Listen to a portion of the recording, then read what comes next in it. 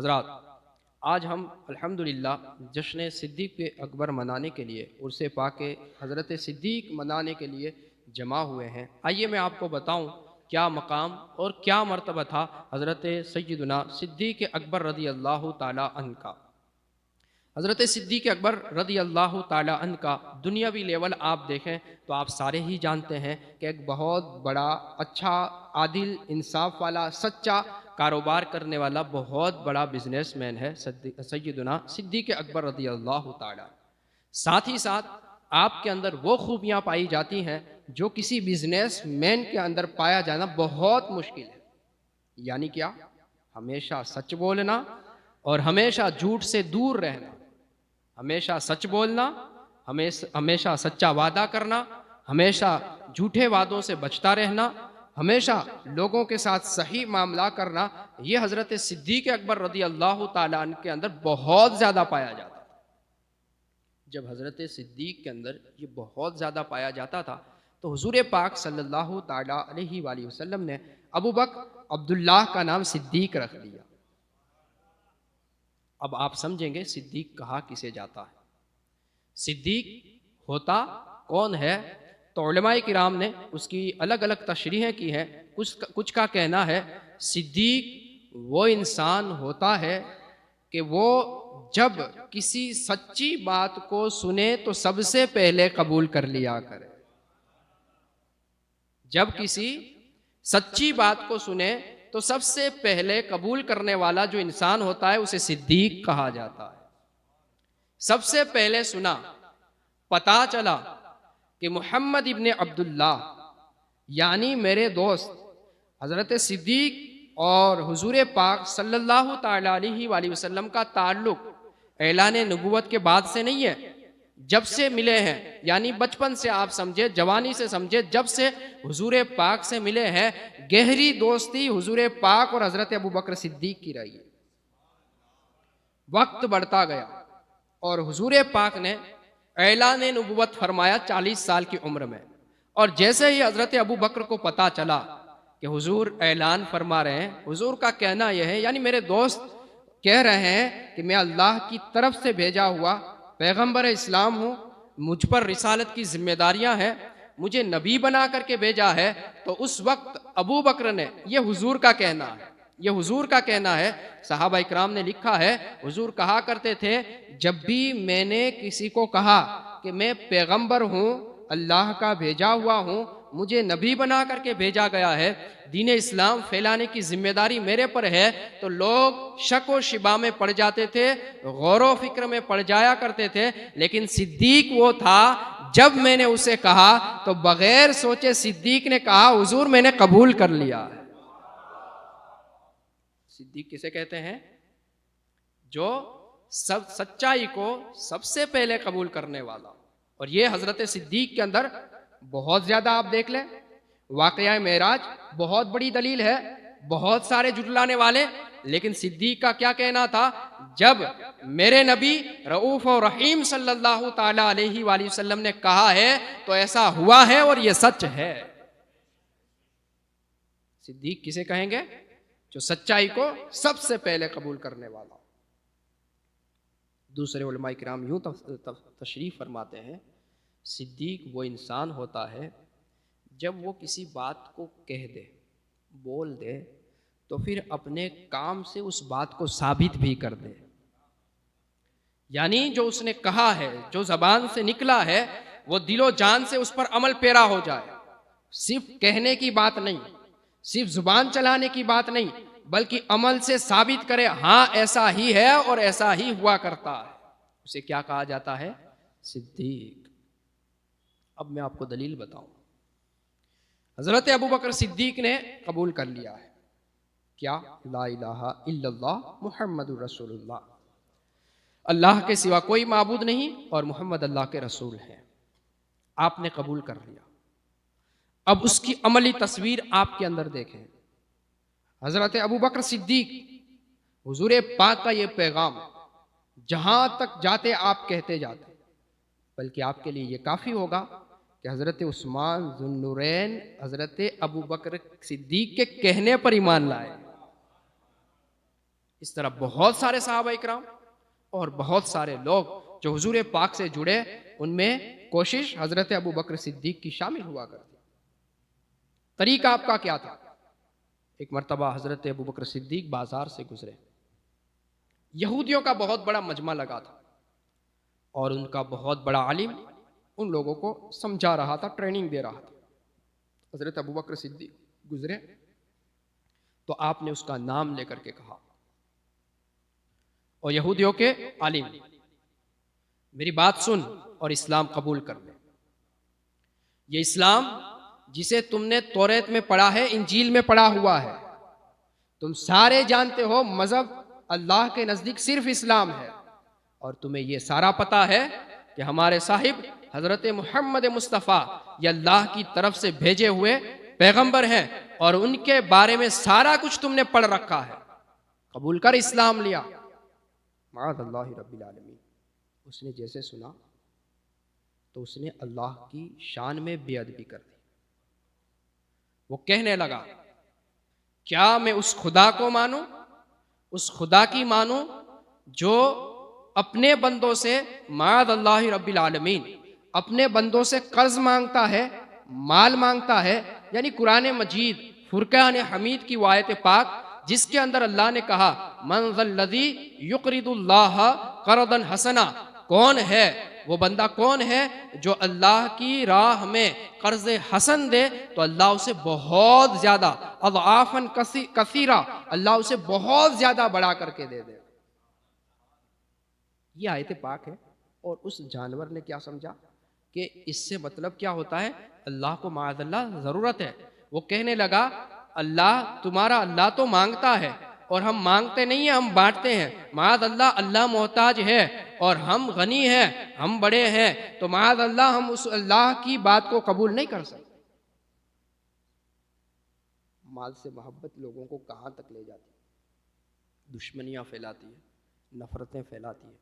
حضرت صدیق کو یہ بات بڑی ناپسند لگی، اور آپ نے اسی مجمع میں جا کر کے اس یہودی کو تماچے مارے اور کہا، او اللہ کے دشمن، اگر ہمارا اور تمہارا معاہدہ نہ ہوا ہوتا، ہمارے آپس کے اندر قرار نہ ہوئے ہوتے، تو میں تجھے آج ختم کر کے چھوڑتا، وہ وعدہ جو ہمارے اندر ہو چکا ہے اس کی وجہ سے میں تجھے آج چھوڑتا۔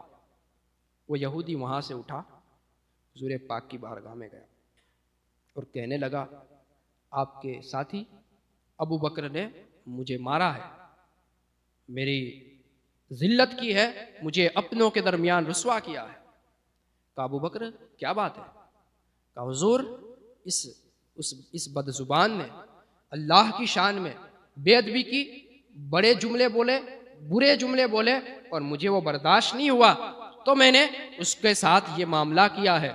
جب حضرت ابو بکر صدیق نے یہ کہا تو وہ فوراً بدلتا ہے، جھوٹ بولتا ہے اور کہنے لگتا ہے، نہ میں نے ایسی کوئی بات نہیں کہی ہے۔ جب ایسی بات چل رہی تھی تو حضرت جبرائیل آتے ہیں، فرشتوں کے سردار آتے ہیں، ملائکہ کے سردار آتے ہیں، حضرت جبرائیل آ کر کے کہتے ہیں، حضور اس نے یہ بات کہی ہے، اللہ کہتا ہے میں نے ان لوگوں کی بات سن لی ہے جو معاذ اللہ اللہ کو فقیر اور اپنے آپ کو غنی کہتے ہیں۔ صدیق کی سچائی پر دلیل صداقت آسمانوں سے رب عز و جل بھیجتا ہے، اور قرآن کے اندر موجود اور ثابت ہوتا ہے کہ صدیق کبھی جھوٹ نہیں بولا کرتا، صدیق ہمیشہ سچ بولا کرتا ہے، صدیق نے جو کہا ہے وہ سچ ہے۔ صدیق نے کلمہ قبول کیا، سچائی کو قبول کیا، سچائی کا اعلان کیا، تو اپنے عمل سے بھی ثابت کیا یہی سچائی ہے، اور اسی کو سچ کہا جاتا ہے۔ تم چاہے بہت بڑے پڑھے لکھے ہو، تم نے توریت پڑھی ہے، انجیل پڑھی ہے، لیکن جو صدیق نے قبول کیا ہے وہی سچ ہے۔ تیسری تشریح، صدیق اسے کہا جاتا ہے کہ جو بات وہ کہہ دے ہو بھی نہ تو ہو جائے۔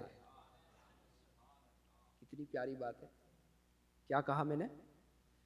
جو بات وہ کہہ دے ویسا ہی ہو جائے، معاملہ چاہے جو بھی ہو، لیکن صدیق نے کہا ہے تو ہونا ہے۔ اب دیکھیں آپ، حضور پاک صلی اللہ تعالیٰ علیہ وآلہ وسلم جنگ کے لیے جا رہے تھے، صحابہ اکرام کو جمع فرما رہے تھے۔ اتنے میں ایک انصاری بوڑھی عورت، بوڑھی ماں آئی اور آ کر کے کہنے لگی حضور میرا بیٹا مالک ابن سنان یہ معاذ اللہ حضور کے خلاف کام کر رہا ہے، آپ یہاں پر لوگوں کو جمع کر رہے ہیں، وہ آپ کے خلاف تیاری کر رہا ہے، وہ تلوار لے کر کے معاذ اللہ ایسا کہتا ہے کہ آپ کو قتل کر ڈالے، حضور آپ اس کے لیے دعا کریں، اللہ اسے ہدایت دے دے، آپ اس کے لیے دعا کریں، اللہ اسے راہ راست پر لے آئے، حضور آپ اس کے لیے دعا کر دیں۔ حضور نے دعا کر دی، معاملہ بالکل پھر گیا۔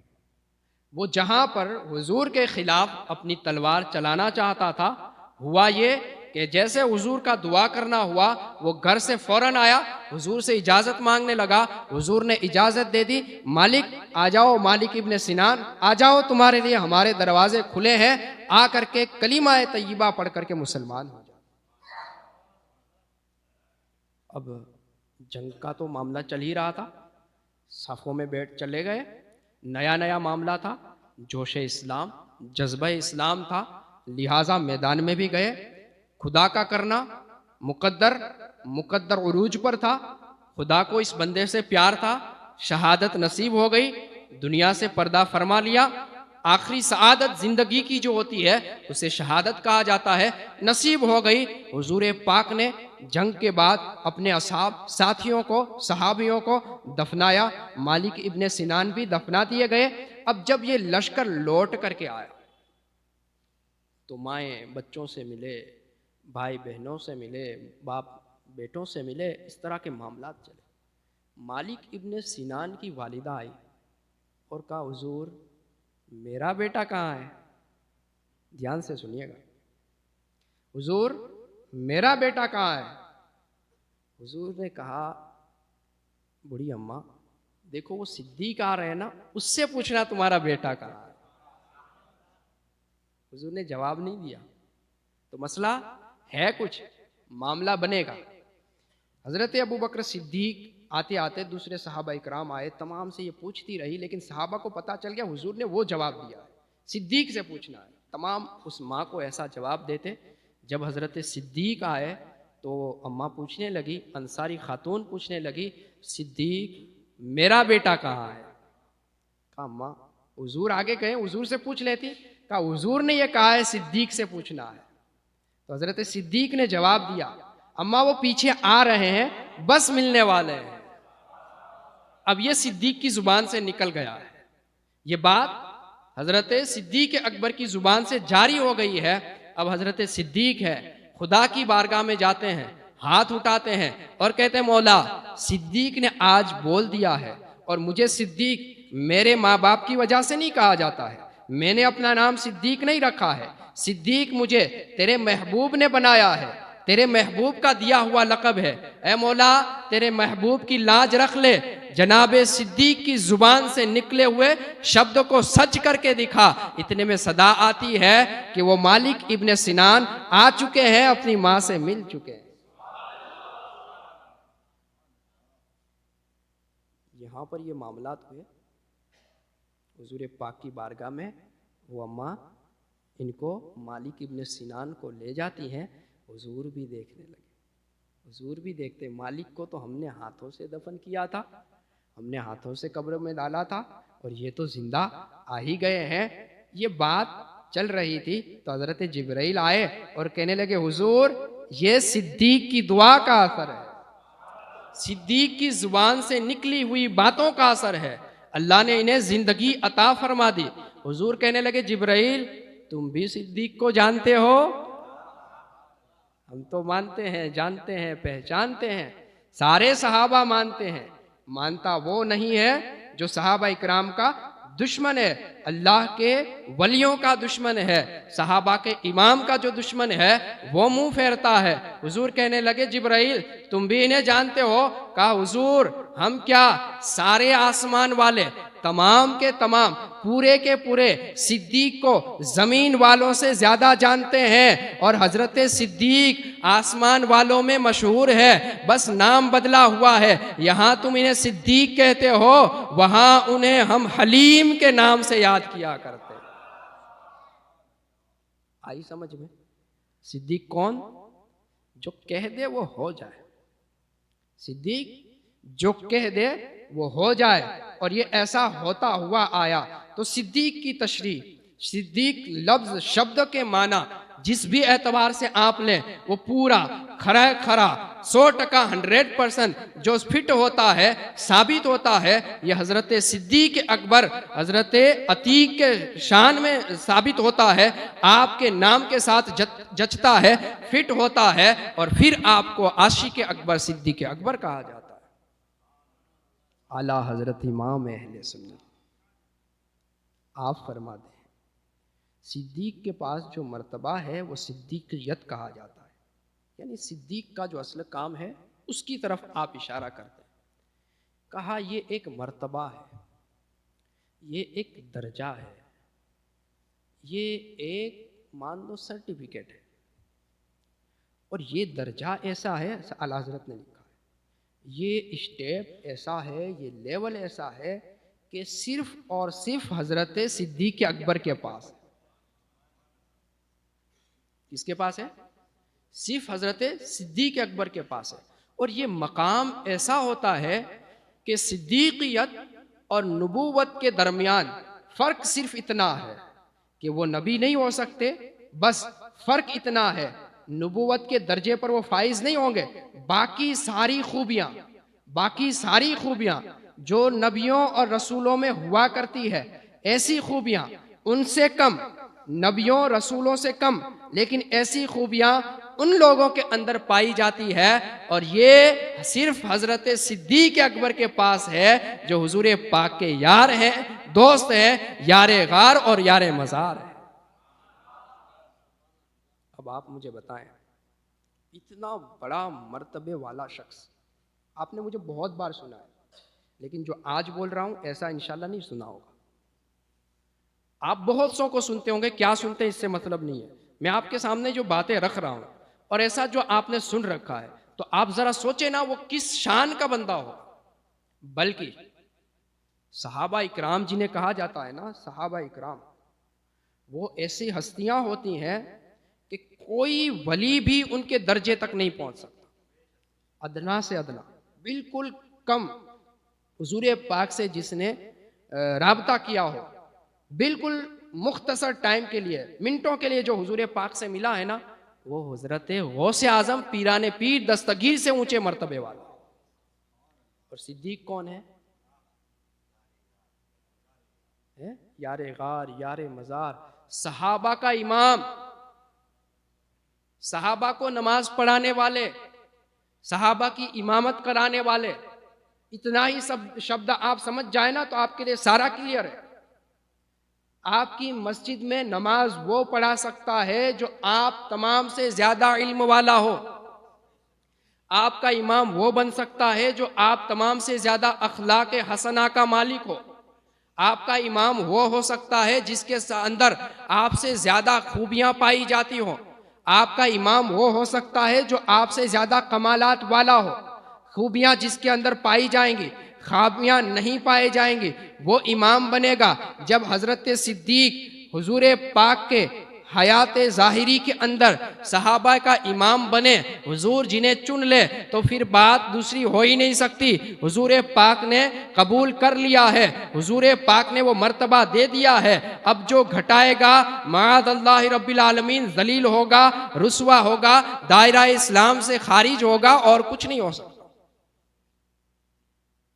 ایسے لوگ ہیں، پائے جاتے ہیں، جو معاذ اللہ رب العالمین حضرت صدیق رضی اللہ تعالیٰ عنہ کے مرتبے کو گھٹانا چاہتا ہے، اور معاذ اللہ رب العالمین بیچ میں اہل بیت اطہار پاک ذاتوں کو لاتے ہیں، ان کی محبت کے دعوے کرتے ہیں، معاذ اللہ مولا مشکل کشا کا نام لاتے ہیں۔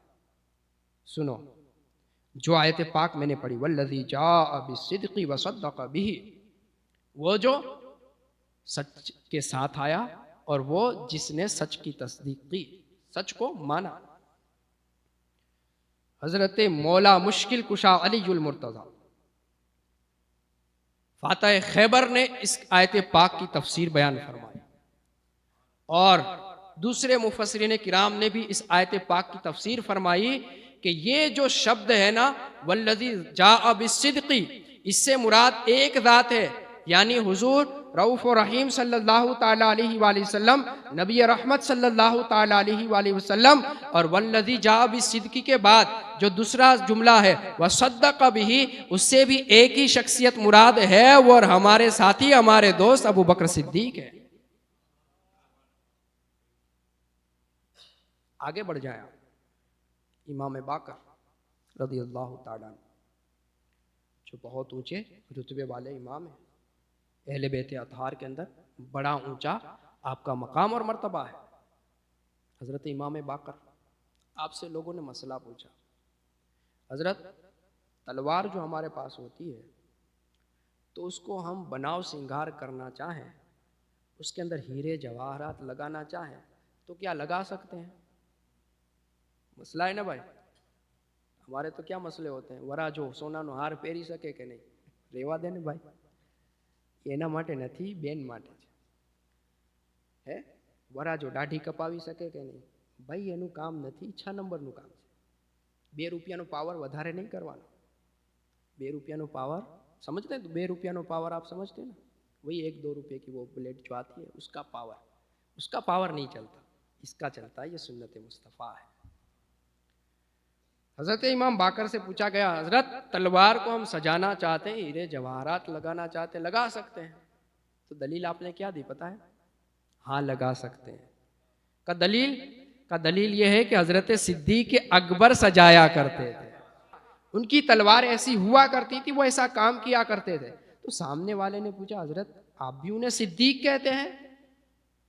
آپ بھی انہیں صدیق کہتے ہیں؟ تو امام باقر نے کہا، آپ جہاں بیٹھے تھے وہاں پر سے جلال میں کھڑے ہوتے ہیں، کعبے کی طرف منہ کرتے ہیں اور پھر کہتے ہیں زور سے، ہاں وہ صدیق ہے، ہاں وہ صدیق ہے، ہاں وہ صدیق ہے۔ تکلیف کسے ہے؟ معاذ اللہ رب العالمین، دین کا غدار، دین کا دشمن، بالکل جاہل قسم کے جو لوگ ہوتے ہیں جنہیں دین نہیں پتا ہوتا، وہ ان کے مرتبوں کو گھٹانے کی بات کرتے ہیں۔ منع کسی کو نہیں ہے، شانیں بیان کریں، فضیلتیں بیان کریں، لیکن معاملہ اتنا ہے جیسا میں نے کہا، حضرت غوث اعظم مانتے ہیں، ہم قبول کرتے ہیں دل و جان سے، بلکہ ہماری مصیبتوں میں یا غوث پکارتے ہیں، لیکن مسئلہ جو صحیح ہے وہ بیان کیا جائے گا کہ صحابہ اکرام کی شانیں غوث اعظم سے بڑی ہوئی ہوتی ہیں۔ ادنا درجہ کا صحابی ہے تو بھی وہ غوث اعظم غریب نواز سے اونچا ہے، بھلے ہمیں پتہ نہیں ہے، معلوم نہیں ہے، ہم نے ان کے تذکرے سنے نہیں ہیں، تو سن لے، جان لے، جو صحابہ اکرام ہوتے ہیں بہت بلند و بالا ہوتے ہیں، اور ان میں جو 4 یار ہیں ان چاروں سے بڑے رتبے والے ہوتے ہیں، اور ان میں جو 2 ہیں عمر اور صدیق، وہ ان سے بھی اونچے ہیں، اور ان دونوں میں ابو بکر کا جو مقام ہے وہ عمر کا بھی نہیں ہے۔ بولنا پڑے گا، اور یہ میں نے نہیں کہا ہے، یہ میرے نبی نے کہا ہے۔ امام احمد ابن حنبلی مذہب کے بڑے ٹاپ کے امام احمد ابن حنبل، آپ کی ایک کتاب ہوتی ہے فضائل صحابہ، جس میں آپ نے صحابہ اکرام کی فضیلتیں بیان کی۔ اس کے اندر آپ نے لکھا ہے کہ ایک مرتبہ حضرت ابو درداء رضی اللہ تعالی عنہ، صحابی رسول، حضور بھی ہیں، ابو درداء بھی ہیں، ابو بکر بھی ہیں، اور صحابہ اکرام بھی ہیں۔ حضرت ابو درداء چلتے چلتے حضرت ابو بکر صدیق سے آگے بڑھ گئے۔ حضور نے کہا، اے ابو درداء، اے میرے صحابی، یہ صدیق ہیں، یہ صدیق ہیں، ان سے آگے نہ بڑھو، روئے زمین میں نبیوں اور رسولوں کے بعد ان سے بڑھ کر کے مرتبے والا کوئی نہیں ہے، تم ان کے پیچھے رہا کرو۔ اللہ رب العزت نے انہیں وہ مرتبے، وہ شان عطا فرمائی ہے کہ کسی اور کو نبیوں اور رسولوں کے بعد عطا نہیں ہوئی۔ یہ حضور نے کہا، ماننے کو کافی ہے، لیکن ماننے کی جو عادت بنا ہے نا وہ سمجھے گا.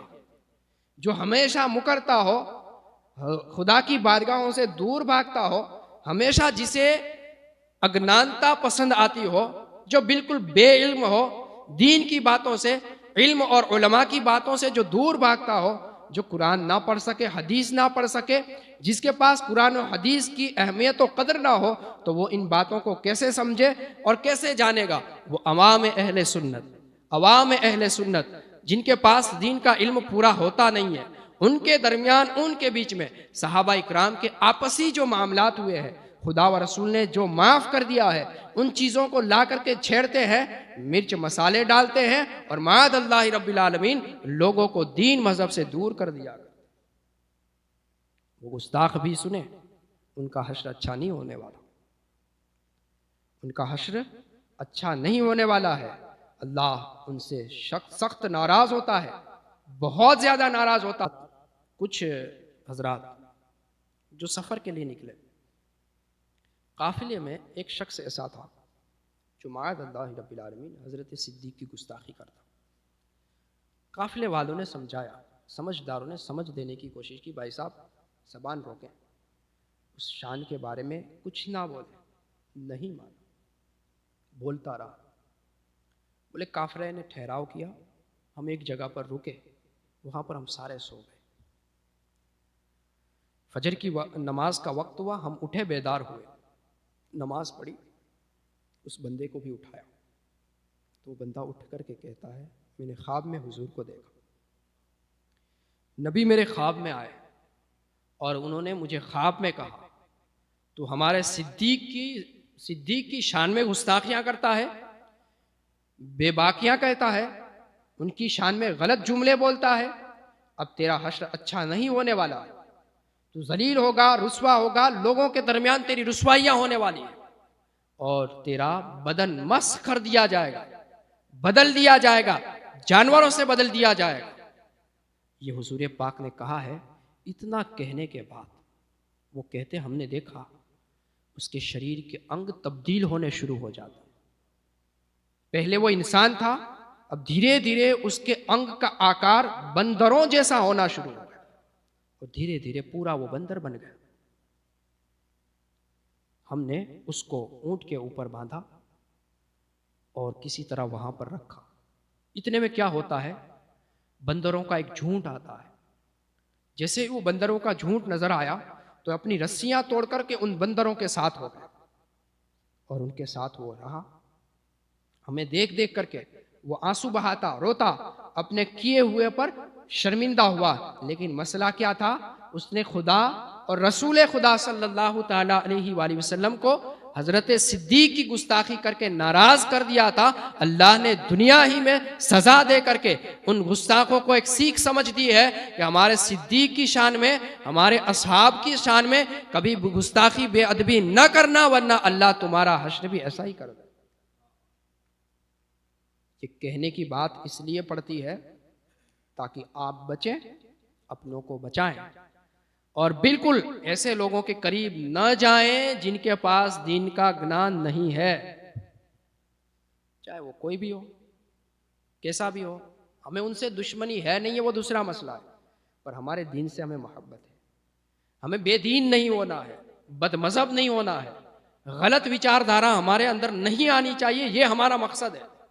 تو ہم اپنے آپ کو بچاؤ کرنے کی خاطر, چاہے پھر وہ بہت بڑی درگاہ کے اندر بیٹھ کر کے, بہت بڑی درگاہ کے اندر بیٹھ کر کے بہت اچھے اچھے تعویذ آپ کو دیتا ہو, چاہے کتنا بھی افیکٹڈ ان کا تعویذ ہو, پانی ہو, آپ کا وہ علاج کسی بھی طرح سے کرتا ہو اور آپ کو اچھا اور پیارا لگتا ہو, لیکن اگر وہ گستاخی صحابہ کی کرتا ہے, ہمیں قبول نہیں. چاہے وہ کتنی بھی بڑی خانقاہ لے کر کے بیٹھا ہو, کتنی بھی بڑی خانقاہ کا سجادہ نشین ہو, لیکن اگر وہ دین سے خالی ہے, کورا ہے, صحابہ اکرام نہیں, کسی اللہ کے ولی کی شان میں بھی وہ گستاخی کرتا ہے, تو قبول نہیں ہے. یہ اپنی زندگی کا نیم بنایا, اور دھیان رکھیں. بس چیک اپ کیا ہے, طریقہ کیا ہے, کلیے سے پتا چلے گا میں آپ کو کیا لگ رہا ہوں ہے.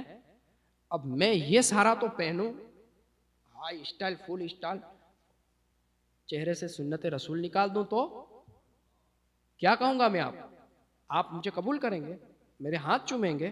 નાના બાપુ તો બહુ હારા છે. અરે હવે એને કંઈક ખબર પડી હશે કે ભાઈ દિનમાં દાઢી કાઢી નાખીએ તો હાલે, એવું કંઈ કહી છે એટલે એને કાઢી. નહીં નહીં નહીં નહીં, आप गलत कर रहे हैं, गलत कर रहे हैं. मैं कितना भी अच्छा था, जब मैं कानून मुस्तफ़ा पर था, जब कानून मुस्तफ़ा तरीके मुस्तफ़ा से मैं हटूं तो फिर मैं कुछ भी हूं, कैसा भी हूं, कबूल नहीं किया जाए. ये तरीका बनाया, ऐसे वैसों के हाथों पर न चले जाए. आपका ईमान बर्बाद होगा, आपकी नस्लें बर्बाद हो जाएंगी और बहुत भारी नुकसान होने वाला है. दीन की बात दीन के सबूतों के साथ सुने, गलत लोगों की जुबान से ना सुने. जो दीन की चीजों को खुद कबूल नहीं कर सकते, वो यार आपको दीन कैसे दे सकते? जिनका मिलना जुलना औरतों के साथ हो, जिनका उठना बैठना औरतों के बेपर्दा औरतों के साथ हुआ करे, जिनको नाच गाने पसंद आते हो, ढोल बाजों के ऊपर जो नाचना पसंद करे, ढोल बाजों को जो देखना पसंद करे, जो शरीयत से दूर हो, बताइए यार वो आपको शरीयत की राहों पर कैसे ला सकते हैं? और जो शरीयत वाले नहीं है, मुझे बताइए आप, बताएं आप, जो शरीयत वाले नहीं है वो आपको जन्नत में ले जा सकते हैं? हो सकता है ऐसा? बिल्कुल भी नहीं हो सकता. तो आप गलत हैं और वो भी बहुत बड़ा गलत है. और ये जो षड्यंत्र जो रचा गया है उसके दायरे में फंसते भी यही लोग हैं जो अज्ञानता का शिकार हैं. लोगों ने बड़े बड़े और बहुत हाई किस्म के ये षड्यंत्र बनाए हैं और बहुत भारी हमले होते हैं. और उसके अंदर वो लोग जो पैसे के माल के लालचू होते हैं वो बिक जाते हैं, चले जाते हैं और दीन की राह से हट जाते हैं. फिर उनके पीछे पड़ी रहने वाली अज्ञान प्रजा उनके फ्रेब में आ जाती है और उनसे दीन छूट जाता है. तो ज़रूरी है दीन सीखें, दीनदारों से करीब हों. यकीनन मेरे गरीब नवाज बहुत ज़्यादा दीन जानने वाले थे और यकीनन मेरे गौसे आज़म बहुत ज़्यादा दीन जानने वाले, अमल करने वाले.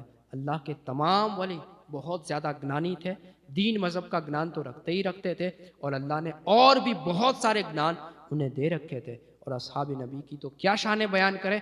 जैसा मैंने जुमा में कहा, वो तो उस दरसगाह से पढ़े हैं जैसी दरसगाह दोनों जहान में कभी हुई ही नहीं. ऐसी दरसगाह कोई पाई ही नहीं गई है. उस दरसगाह के तरबियत याफ्ता, इल्म याफ्ता है, तो यकीनन उनकी शान तो बहुत बड़ी है. अल्लाह मुझे और आपको तौफीक अता फरमाए.